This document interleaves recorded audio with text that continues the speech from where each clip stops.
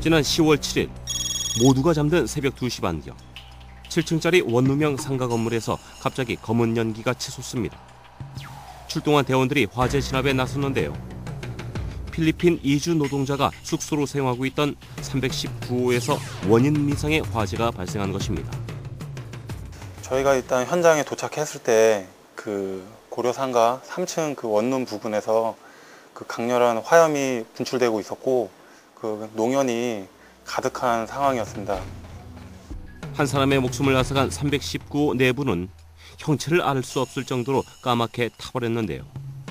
불은 TV와 냉장고 등 가재 집기류를 모두 태운 뒤 5분 만에 진화됐고 소방서 추산 400만 원의 재산 피해가 발생했습니다.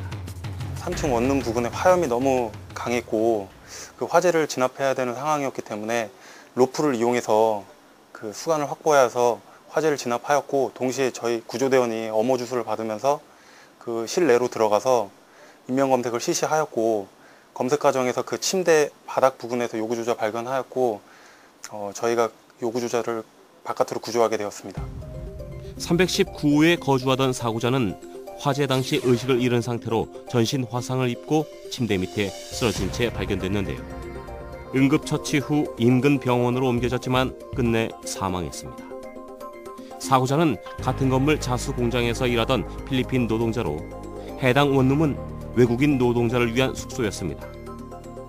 일용직 노동자와 장애인, 독거노인 등 주로 취약계층의 주거지로 자리 잡은 원룸형 주택과 고시원.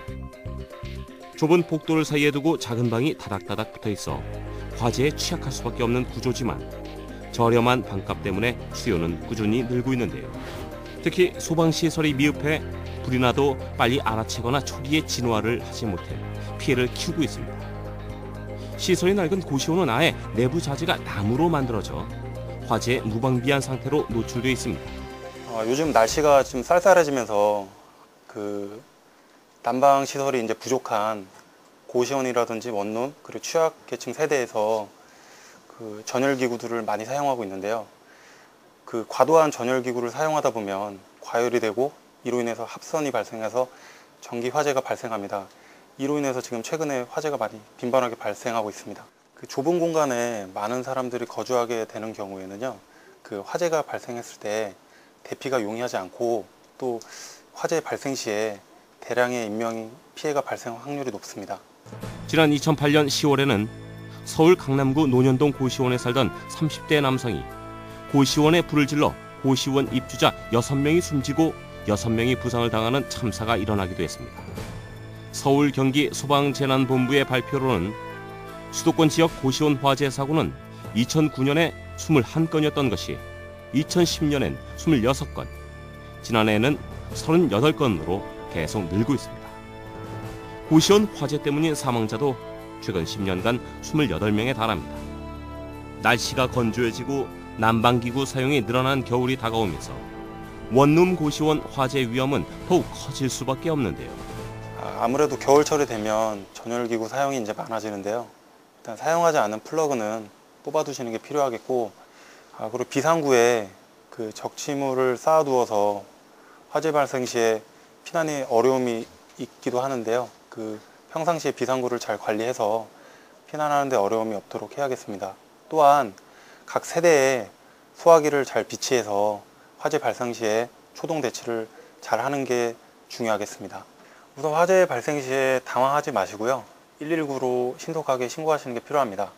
화재 발생 시에 인근 주민들이 신속하게 대피할 수 있도록 그 상황을 전파하는 게 필요하겠고요.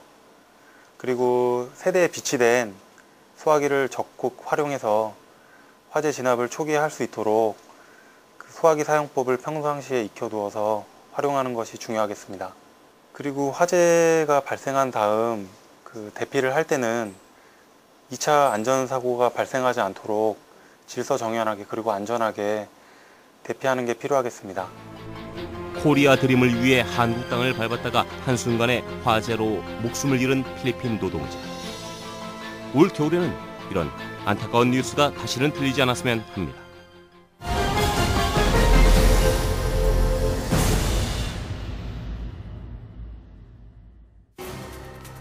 지난 10월 15일 늦은 밤 노원구 중계동 불암산 말바위 부근에서 시뻘건 불길이 솟아오릅니다.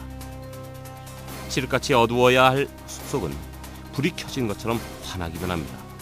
불암산 학도암 바로 아래쪽 그 도로변에서 산을 쳐다봤을 때 한 100여 평 정도가 산불이 발생을 해서 상부로 연소되고 있는 상황이었습니다. 산불은 소방 차량이 화재 발생 지역까지 접근하기가 어려운데요.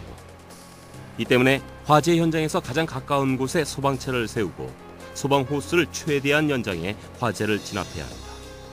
더욱이 헬기가 뜨지 못하는 야간에 불이 날 때 진화는 더욱 어려워집니다. 대원들이 훨훨 타는 불길을 잡기 위해 굵은 물줄기를 뿌려댑니다. 거대한 불길 속에 쏟아지는 물은 한없이 작아 보이기만 한데요. 하지만 계속되는 전방위적인 화재 진압으로 어느 정도 불길이 잡혀갑니다. 최초에 도착한 그 관소방대인 소방대원들이 최초에 올라가서 불이 위쪽으로 올라가는 것을 이제 연소 방지를 했고요. 그다음에 바로 뒤에 이어서 온 노원구청하고 노원경찰서 직원들이 남아있는 잔불을 최초 정리를 했고, 또 마지막으로는 소방서에서 수관을 한 300m 정도 연장을 해가지고 마지막 작은 불씨까지 완전히 연소 조치를 했습니다. 불은 임야 1000제곱미터를 태운 뒤 50여 분 만에 꺼졌습니다. 화재 현장에서 양초 5개가 발견됐는데요. 소방당국은 기도하기 위해 켜놓은 촛불이 바람을 타고 낙엽에 옮겨 붙으면서 불이 시작된 것으로 보고 있습니다. 최근에는 단풍이 절정을 이루면서 산을 찾는 이들이 많은데요. 이 때문에 산불의 가능성도 더욱 커집니다. 최근 10년간 산불은 연평균 478건이 발생해 모두 83명이 목숨을 잃었습니다. 특히 산불은 인명과 재산 피해를 넘어 숲이 사라지고 생태계가 파괴되는 결과로 이어집니다. 또 피해 지역의 토양이 심하게 훼손되면서 원상 복구에만 최소 수십 년이 걸리는 것으로 나타났습니다. 지난 2005년 4월에 발생한 강원도 양양군 낙산사 산불. 그 피해 면적이 여의도 면적의 3분의 1에 해당하는 250만 제곱미터에 달했고, 중요 문화재인 낙산사의 전각 대부분과 보물인 낙산사 동종이 소실되는 큰 피해를 당했습니다. 7년의 세월이 지났지만 그때의 상처는 아직도 다 아물지 못했습니다. 그렇다면 산불의 원인 중 가장 큰 비중을 차지하는 것은 무엇일까요? 바로 입산자의 부주의입니다. 산행 중에 무심코 벌인 담배꽁초와 금지된 취사 행위는 소중한 숲을 위험에 빠뜨릴 수 있습니다. 결국 조금만 주의를 기울인다면 귀중한 생명과 소중한 살림을 보호할 수 있다는 얘기인데요. 기본적으로 어떤 화재에 대한 경각심이라든가 이런 게 제일 중요하고요. 또 산불이 날 수 있는 요인 자체를 없애는 게 중요한데요. 특히 산행을 할 때 라이터라든가 뭐 담배, 그다음에 또 뭐 음식물 같은 거를 취사하기 위해서 뭐 바나라든가 이런 거를 소집하고 있는 경우가 있는데, 그런 것만 주의하게 되면 산불은 거의 예방이 될 수 있다고 봅니다. 한순간에 귀중한 생명과 소중한 살림을 빼앗아가는 산불. 그렇다면 산불을 만났을 때는 어떻게 해야 할까요? 산불 초기에는 옷을 사용해 두드리거나 덮어서 불을 끄거나 잎이 무성한 소나무 가지를 꺾어 진화하는 것도 좋은 방법입니다. 또한 산불이 났을 때는 바람이 가는 반대 방향으로 대피하는 것이 좋습니다. 낙엽 등 연료가 이미 타버린 곳, 바위 뒤나 물가로 몸을 숨기는 것도 좋은 방법이죠. 산불이 진행되는 그 상단부 쪽에 있는 분들이 산불에 제일 많은 피해를 받고 있습니다. 그래서 산불이 발생했을 때 산불을 진화하기 위한 진화 대원들이라든가 아니면 산행 중에 있는 분들은 하단부로 하측부로 신속하게 이동을 해야지만이 산불로부터 안전하게 자신을 보호할 수가 있습니다. 본격적인 단풍철을 맞아 등산객의 발길이 끊이지 않는데요. 올가을 산을 붉게 만드는 것은 불이 아니라 단풍이어야겠습니다.